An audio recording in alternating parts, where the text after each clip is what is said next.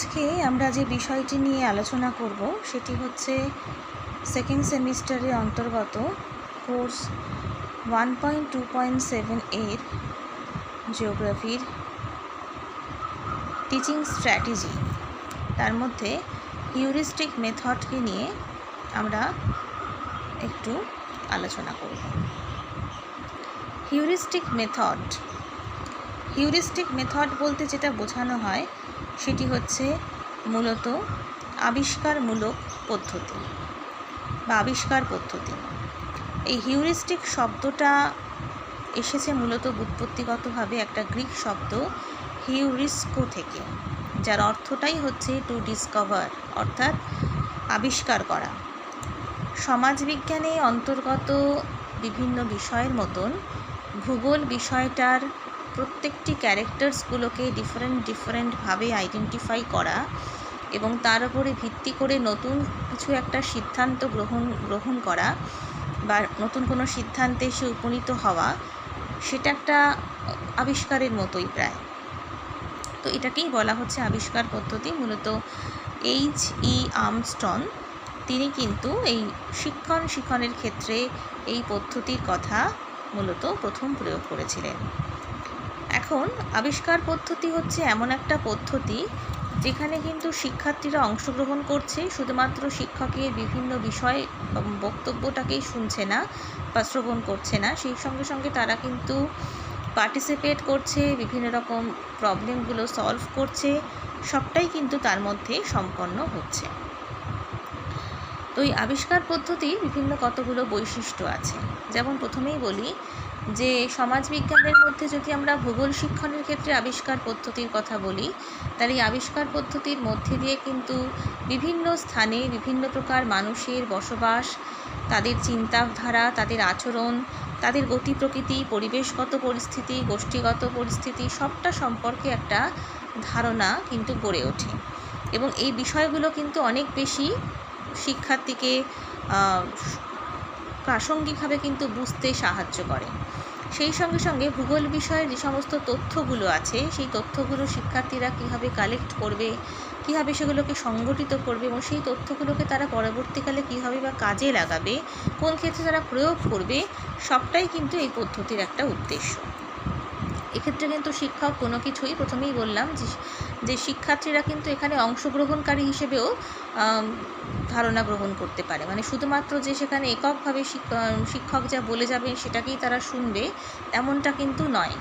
এবং শিক্ষক কিন্তু শিক্ষার্থীদের ওপর কোনো কিছু চাপিয়ে দেবেন না কিন্তু সেক্ষেত্রে কখনোই, কারণ সেখানে শিক্ষক যেটা বলবেন শিক্ষার্থীরা সেটা উপলব্ধি করার চেষ্টা করবে, স্বাধীনভাবে চিন্তা করবে, তার উপরে যুক্তি এবং জ্ঞান, দক্ষতা সবটাই এবং সূত্র আবিষ্কারের নীতি সবটাই তারা চেষ্টা করবে। এবং সমাজবিজ্ঞানে কিন্তু শিক্ষার্থীর এই প্রকার শিক্ষণটাকে আমরা অনেক সময় ডিসকভারি লার্নিং বা উদ্ভাবনীমূলক শিক্ষণ পদ্ধতি কিন্তু বলে থাকি। কারণ যেহেতু তারা নতুন নতুন বিষয় সম্পর্কে আবিষ্কারে অবতীর্ণ হচ্ছে, সে কারণে কিন্তু এইরকম নামকরণ।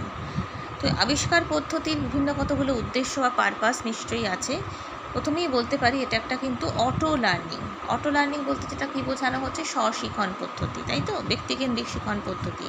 এবং আগে আমরা কিন্তু অনেক ক্ষেত্রেই দেখেছিলাম রোট লার্নিং শব্দটাও পড়েছিলাম। রোট লার্নিং মানেই হচ্ছে কোনো কিছু বিষয়টাকে আমরা না বুঝে একেবারেই মুখস্থ করে নেওয়া, বারংবার সেগুলোকে আমরা রিকল করার চেষ্টা করা এবং সেভাবেই সেটাকে মনে রাখার চেষ্টা করা। এটা কিন্তু মোটেই তা নয়। এখানে রোট লার্নিংয়ের পরিবর্তে কোথায় কিন্তু একটা দেখা যাচ্ছে যে মিনিংফুল লার্নিংয়ের বিষয়টা কিন্তু গড়ে উঠছে, যেটা নাকি শিক্ষার্থীদের মধ্যে অনেক বেশি আগ্রহ বিকাশে সাহায্য করছে। শিক্ষার্থীরা তাদের যুক্তি দিয়ে বিচার করতে শিখছে, সিদ্ধান্ত গ্রহণ করতে শিখছে এবং এর ফলে শিক্ষার্থীদের মধ্যে কিন্তু আত্মকুশলতা বোধ বাড়ছে, সহিষ্ণুতার সঙ্গে সঙ্গে স্বতঃস্ফূর্ততা, বিষয় সম্পর্কে চিন্তা ভাবনা করবার যে একটা মানসিকতা, সেটাও কিন্তু এর মাধ্যমে গড়ে উঠছে।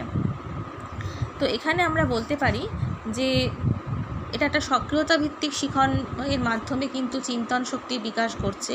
তো তার ফলে এখানে দেখতে পাচ্ছি যে আবিষ্কার পদ্ধতির ক্ষেত্রে কতগুলো প্রিন্সিপালস আছে। তার মধ্যে প্রথমটার কথা যদি আমরা বলি তাহলে দেখব principles of motivational process. Motivation শব্দটার অর্থ আমরা জানি প্রেরণা। যত বেশি কিন্তু শিক্ষক শ্রেণীকক্ষে যখন কোনো কিছু শিক্ষণ প্রক্রিয়া সম্পন্ন করবেন, যত বেশি কিন্তু শিক্ষার্থীকে তিনি প্রেরণা সঞ্চার করতে পারবেন, মনোযোগ যোগাতে পারবেন, হ্যাঁ, তত বেশি কিন্তু দেখা যাবে তার মধ্যে প্রেরণা সৃষ্টি হবে এবং সক্রিয়তা ভিত্তিকভাবে কিন্তু সেই কাজটা করতে পারবে। যতক্ষণ না পর্যন্ত সে তার লক্ষ্য সীমাতে গিয়ে পৌঁছাচ্ছে, ততক্ষণ পর্যন্ত কিন্তু তার প্রেরণা সঞ্চারিত হয়ে থাকবে। আর একটা যেটা আমরা পাই সেটা হচ্ছে principles of transfer of learning. Transfer of learning বিষয়টা আমরা আগেও দেখেছিলাম যে পূর্ববর্তী শিখন যখন পরবর্তী শিখনকে কোনোভাবে প্রভাবিত করে, তো শিখন তো কোনো একটা জায়গায় থেমে থাকে না, শিখনের উচিত হচ্ছে কি স্তরে স্তরে নতুন নতুন মানে আরও এগিয়ে যাওয়ায় বিভিন্ন রকম সমস্যার সমাধান করা। তো এই শিখন প্রক্রিয়ার মাধ্যমে সমস্ত রকম শিক্ষার্থীরা তারা কিন্তু প্রকল্প পদ্ধতির মাধ্যমে দলগতভাবে যেমন কাজ করতে শিখবে, সেই প্রকল্প পদ্ধতি যেটা নিয়ে তারা করছে তার অন্তর্গত কোনো একটা বিশেষ সমস্যার সমাধান তারা করতে শিখবে। তার ফলে তারা কি করবে, তাদের মধ্যে একটা মূলত গবেষণাধর্মী মানসিকতা, ধারণা গঠন, হ্যাঁ, আত্মসক্রিয়তা, এই বিষয়গুলো কিন্তু গড়ে উঠবে। এছাড়া তার সঙ্গে সঙ্গে কগনিটিভ ডেভেলপমেন্টের যে জায়গাটা, অর্থাৎ জ্ঞানমূলক ও বোধমূলক যে নীতির জায়গাটাও কিন্তু অনেকটাই গ্রহণীয় হয়ে উঠবে। কারণ যেহেতু তারা বিভিন্ন প্রকার তথ্যগুলোকে সংগঠিত করতে শিখছে না, তার মধ্যে তাদের নিজেদের ধারণা, চিন্তা, কল্পনা, যুক্তি, বিচারকরণ সব বিষয়টা তার মধ্যে কিন্তু ওখানে গড়ে উঠছে এবং সেগুলো তার সক্রিয়তা শক্তিকে আরও বেশি বিস্তার করতে সাহায্য করছে।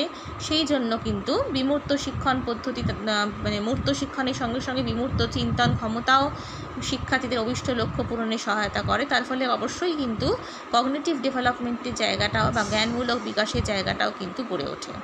এবং তার সঙ্গে সঙ্গে যেহেতু পাঠের মধ্যে একটা অভিনবত্ব আসে, ফলে বলতেই পারা যায় যে এক্ষেত্রে যখন নতুন নতুন সমস্যার সমাধান তারা করতে শিখছে, ধারণা গঠন করতে শিখছে, ফলে বিভিন্ন প্রকার সৃজনশীল ক্ষমতার যে বিকাশটা সেটাও কিন্তু এখানে গড়ে উঠছে কোথাও একটা।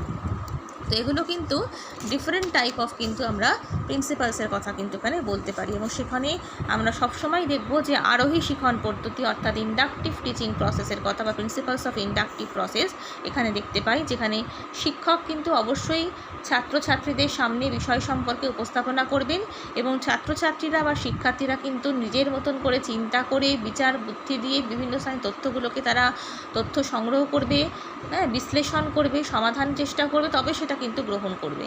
এইরকম একটা বিষয় কিন্তু এই ধরনের শিখন পদ্ধতির মধ্যে গড়ে ওঠে। তো সুবিধা তো অনেক ক্ষেত্রেই আছে। যদি আমরা দেখতে পাই যে এই হিউরিস্টিক মেথড বা আবিষ্কার পদ্ধতিতে কী সুবিধা আছে, তার মধ্যে প্রথমেই বলতে পারি কিন্তু এখানে এটা মনোবিজ্ঞানসম্মত পদ্ধতি, সৃজনশীলতা, দৃঢ় মানসিকতা, চিন্তা ভাবনা, তাই তো, এবং সেই সঙ্গে সঙ্গে দেখা যাচ্ছে কিন্তু এখানে কাজ করবার যে একটা মানসিকতাটাও কিন্তু এখানে গড়ে উঠছে, স্বমূল্যায়ন করতে পারছে কিন্তু এখানে কাজে সফলতা আসলে আত্মকুশলতা বৃদ্ধি পাচ্ছে কিন্তু এখানে। এর ফলে সেলফ এফিকেসির সঙ্গে সঙ্গে তাদের মধ্যে একটা মানসিক প্রতিরূপ, নিজস্ব একটা মানসিক প্রতিরূপ তারা গড়ে উঠতে পারছে, তাই তো, সক্ষমতা এবং লার্নিং স্টাইলটাও কিন্তু ডিফারেন্ট হয়ে উঠছে তাদের ক্ষেত্রে, যেটা প্রেরণা সঞ্চার করতে সাহায্য করছে। এবার যদি বলি কতগুলো অসুবিধা, তখন দেখতে পাই আমরা যে পদ্ধতিতে অনেকটা সময় সাপেক্ষ, অনেকটা ব্যয় সাপেক্ষ এবং তাত্ত্বিক দিক থেকে দেখতে পাই যেটা একটুখানি মূলত একটু কঠিন, মানে জটিল টাইপের পদ্ধতি কিন্তু এখানে সমস্ত প্রকার শিক্ষার্থীদের জন্য কিন্তু এটা কখনোই উপযুক্ত নয়। ফলে এই ক্ষেত্রে কিছু কিছু কিন্তু আমরা দেখতে পাচ্ছি যে আমাদের বাধা রয়েছে। তবুও আমরা বলতে পারি যে ভূগোল সমাজবিজ্ঞানের শিক্ষণের ক্ষেত্রে, মূলত ভূগোল শিক্ষণের ক্ষেত্রে কিন্তু এই ধরনের আবিষ্কারমূলক পদ্ধতি বা যেটাকে আমরা heuristic method of teaching strategies বলছি, এটা কিন্তু খুবই গুরুত্বপূর্ণ।